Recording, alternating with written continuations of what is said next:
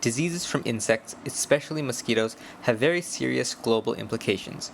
According to the World Mosquito Program, every year around 700 million people get mosquito-borne diseases such as malaria, dengue, and the West Nile virus, resulting in millions of deaths.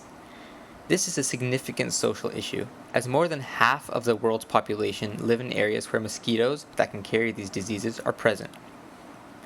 Moreover, this problem is even more serious in less economically developed countries, as many people residing in those countries do not have access to proper medical resources and facilities.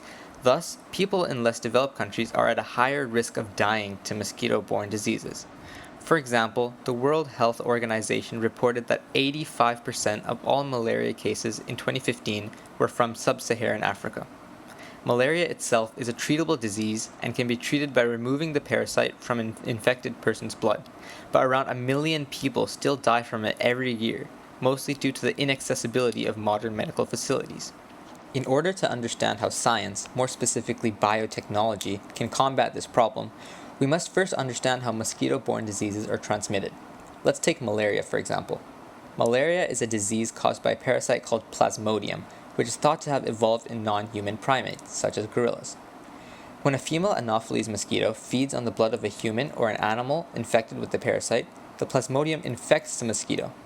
The Plasmodium parasite then moves into the mosquito's midgut, where it multiplies and moves to the mosquito's salivary gland, from which it infects the next person that the mosquito bites. From here, the Plasmodium parasite infects and destroys the red blood cells of the infected person, causing them to experience the symptoms of malaria.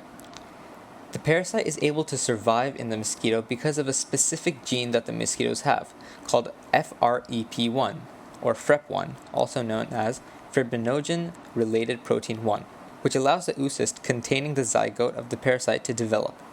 Modern technology has developed to an extent that this specific gene can be deleted, which can lead to the creation of malaria-resistant mosquitoes. This can have a positive social impact as it can lead to less deaths, especially in less economically developed countries. The technology that has this ability is called CRISPR genome engineering. CRISPR stands for Clustered Regularly Interspaced Short Palindromic Repeats, which is essentially a repeating sequence of genetic code which assists cells in identifying and destroying invading viruses.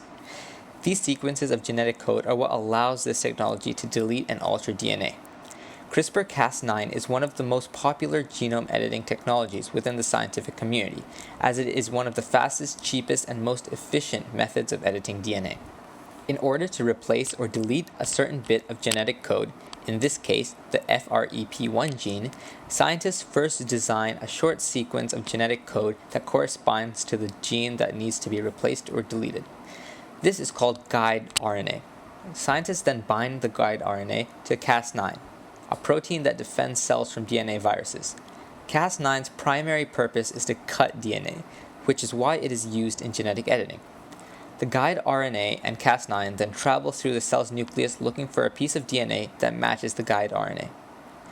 Once the matching gene, in this case the actual FREP1 gene, is found, the DNA gets unzipped by the Cas9 protein and uses the guide RNA to ensure that it is the correct bit of genetic code. The Cas9, sometimes called molecular scissors, then cuts out the piece of genetic code and causes the cell to replace it with a new gene using the cell's natural DNA repair system. In this case, the FREP1 gene is replaced with a disabled version of the gene.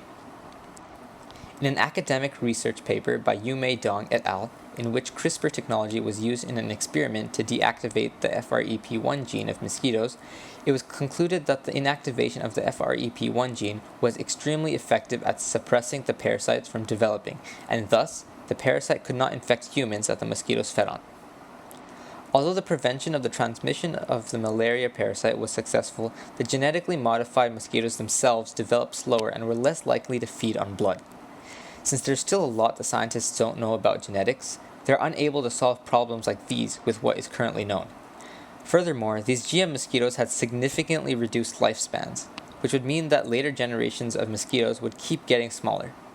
This can affect natural food chains, as many animals such as spiders, dragonflies, birds, and fish rely on mosquitoes as a source of food. By replacing regular Anopheles mosquitoes with the short-living, genetically modified ones through the means of breeding, the population of other animals, such as certain types of fish, could decrease. This could ultimately be socially detrimental, especially for people like fishermen in less developed countries.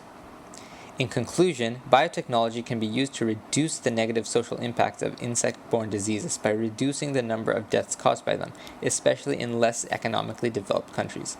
This is significant as many people in less developed countries do not have access to modern medical resources and facilities. So by using technology such as CRISPR to genetically engineer insects, more specifically mosquitoes, that are resistant to certain viruses, the demand for medical facilities will decrease, along with the number of deaths caused by the lack of them. Although this technology can potentially be used to eradicate diseases such as malaria, the incomplete knowledge of genetics makes it difficult for scientists to combat problems that arise due to the use of this technology. For example, malaria-resistant mosquitoes have shorter lifespans than regular mosquitoes.